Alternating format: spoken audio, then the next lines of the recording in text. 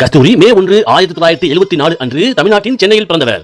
இவரது தந்தை பொறியாளராகவும் தாய் வழக்கறிஞராகவும் இருந்தனர். நடிகை கஸ்தூரி பள்ளி படிப்பில் சிறந்து விளங்கியதோடு 10ஆம் வகுப்பு மற்றும் 12ஆம் வகுப்பு பொதுத் தேர்வுகளில் பள்ளியில் முதல் மதிப்பெண் எடுத்து தேர்ச்சி பெற்றவர். நடிகை கஸ்தூரி மாநில அளவில் ஹாக்கி விளையாட்டு வீராங்கனையாகவும் துடிப்பான மற்றும் புத்தி கூர்மையான மாணவியாகவும் இருந்து வந்துள்ளார்.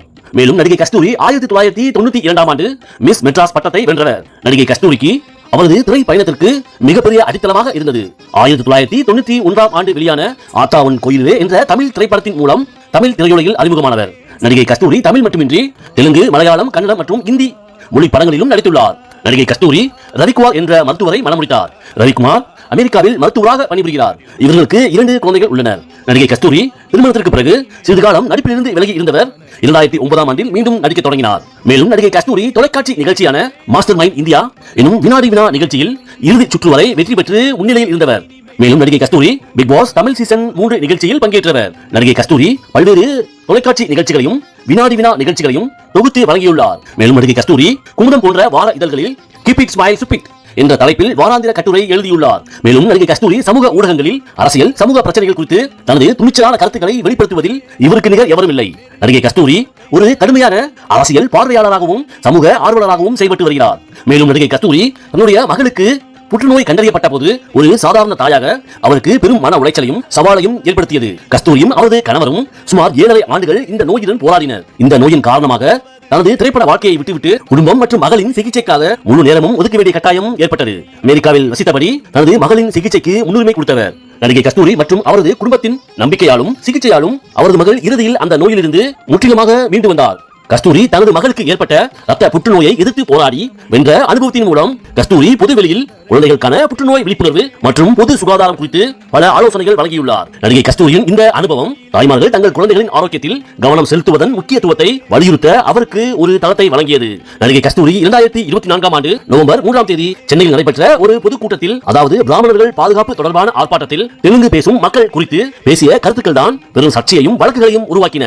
அதாவது பிராமணர்களை சிலர் வந்தியர்கள் என்று விமர்சிப்பதை பற்றி பேசிய போது 300 வருடங்களுக்கு முன்பு ஒரு ராஜாவுக்கு சேவை செய்ய வந்தவர்கள் தெலுங்கு பேசியவர்கள் எல்லாம் இன்று தங்களை தமிழர்கள் இனம் என்று சொல்லும் போது, எப்போதோ வந்த பிராமணர்களை தமிழர்கள் இல்லை என்று சொல்ல நீங்கள் யார் என்று சரமாரியாக கேள்வி எழுப்பினார். மேலும் தெலுங்கு பேசும் மக்களாகிய நீங்கள் தமிழர் முன்னேற்ற கழகம் என்று பெயர் வைக்க முடியாமல் திராவிடர் என்ற பெயரை தேர்ந்தெடுத்தீர்கள் என்று பேசியுள்ளார். நடிகை கஸ்தூரியின் இந்த கருத்தானது தெலுங்கு பேசும் தமிழ் மக்களிடையே, குறிப்பாக தமிழகத்திலும் ஆந்திரா, தெலுங்கானாவிலும் பெரும் கோபத்தையும் அவமதிப்பையும் ஏற்படுத்தியதாக தெலுங்கு அமைப்புகள் பல்வேறு காவல் நிலையங்களில் புகார் அளித்தன.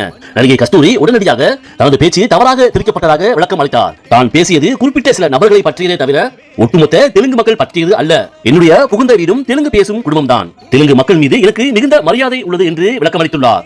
இந்த வழக்குகளை தொடர்ந்து முன்ஜாமீன் கிடைக்காததால் அவர் கைது செய்யப்பட்டு பின்னர் ஜாமீனில் விடுவிக்கப்பட்டார். நடிகை கஸ்தூரி தனது கருத்துக்களுக்கு பகிரங்கமாக வருத்தம் தெரிவித்ததோடு தெலுங்கு தொடர்பான கருத்துக்களை வாபஸ் பெற்றார். நடிகை கஸ்தூரி மீ டூ இயக்கத்திற்கு ஆதரவாகவும் பாதிக்கப்பட்ட பெண்கள் சார்பாகவும் வெளிப்படையாக குரல் கொடுப்பவர். மேலும் நடிகை கஸ்தூரி பொதுவெளியில் பாலியல் துன்புறுத்தல்களை சந்திக்கும் பெண்களுக்கு ஆதரவாகவும் அதற்கு எதிராக குரல் கொடுக்கவும் தயங்குவதில்லை.